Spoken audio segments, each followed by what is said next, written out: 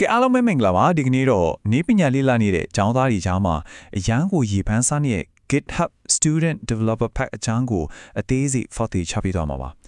တန်ဖိုးကြီးလာတဲ့ Premium Developer Tools တွေကိုလုံးဝအခက်မှဘယ်လိုရယူမလဲဘယ်သူတွေ short ထားလို့ရလဲဆိုတာကိုအတူတူလေ့လာကြည့်လိုက်အောင် ဒီကြောင်းကိုတေချာနားလေသွားအောင်လို့အချက်6ချက်နဲ့ခွဲပြီးပြောပြပေးသွားပါမယ်။ဤပညာကုန်ကြစရိတ်တွေကစလို့ဒီ pack ကြီးကပါလဲဘာတွေအခက်မဲ့ရမလဲဘယ်သူတွေရှောက်လို့ရပြီဘယ်လိုရှောက်ရမလဲဆိုတာတွေအပြင်ရှောက်တဲ့အခါကြုံရတက်တဲ့အခက်အခဲတွေကိုပါတခါတည်းရှင်းပြပေးသွားမှာပါ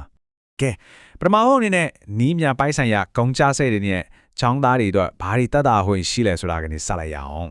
တာမန်အားဖြင့်စဉ်းစားကြည့်မယ်ဆိုရင်ကျောင်းသားတွေအတွက် Spotify တို့ Apple Music တို့လိုဖြိုဖြည့်ရေးပိုင်းတွေမှာ short စိတ်တွေအများကြီးရှိတယ်ဆိုတာအားလုံးသိပါပဲ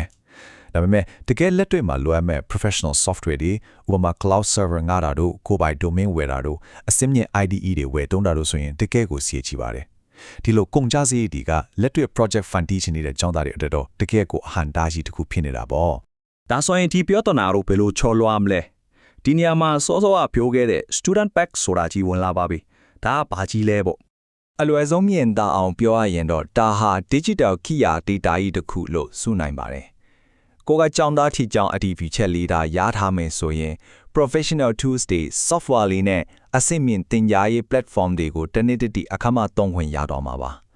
အကောင်းဆုံးအချက်ကဘာလဲဆိုတော့ကိုကကြောင်းသားဖြစ်နေတဲ့ရွေ့အဲ့ဒီခံစားခွင့်ကိုဆက်ပြီးတက်တန်းတိုးလို့ရနေတာပါပဲ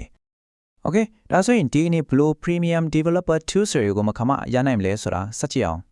ဒီ package မှာတကယ်ကို MyBee တန်ဖိုးကြီးတဲ့ tools တွေအများကြီးပါပါတယ်ကိုပိုင် website လေးလွှင့်ကျင်တဲ့သူတွေအတွက် name chip ကနဲ့ top me domain နဲ့ SSL ကိုတနစ်စာအခက်မှရမယ် design ပိုင်းအတွက် Canva Pro သုံးလို့ရမယ်ပြီးတော့ကဘာစစ်မီကိုရေးတဲ့ chat branch ရဲ့ ID တွေကိုလည်းအပြည့်အဝသုံးခွင့်ရဥမှာပါ web development ကိုအသေးစိတ်ထည့်လာနေဆိုရင်လည်း front end masters platform ကို6လတိအခက်မှဝင်ကြည့်လို့ရပါသေးတယ်ဒါတင်မကတဲ့ကတော့ cloud နေပညာအတွက် Microsoft Azure Credit တွေနဲ့ AI အကူအညီနဲ့ကိုရေးဟို GitHub Copilot ကိုပါအခက်မှရရှိမှာဆိုတော့တကယ်ကိုပြီးပြည့်စုံတဲ့ package ကြီးတစ်ခုလို့ပြောရမှာပါ